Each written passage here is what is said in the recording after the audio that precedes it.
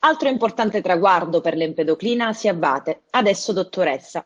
La giovane atleta paralimpica di ginnastica artistica che porta al collo già tante medaglie, il 19 febbraio ha tagliato un altro importante traguardo, la laurea triennale di Scienze delle Attività Motorie Sportive.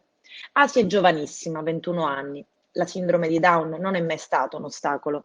La mamma Katia racconta che Asia è sempre andata incontro alle cose che le piacevano con le sue gambe e gli obiettivi, come per tutte le cose e per tutte le persone, si raggiungono con calma, supporto, perseveranza. La mattina studiava con un'educatrice, assunta ad hoc, spiega la mamma di Asia.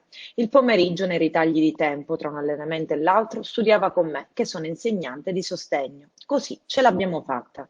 All'amore per lo sport, Asia intende dedicare anche la sua vita lavorativa futura. Oggi è una campionessa pluripremiata e continuerà a studiare.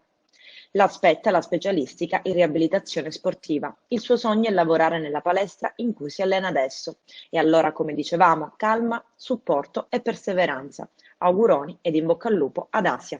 Proclamo la signora Asia Abate, dottoressa in Scienze delle Attività Motorie e Sportive, con la votazione di 93 su 110. Complimenti. Grazie professore, grazie.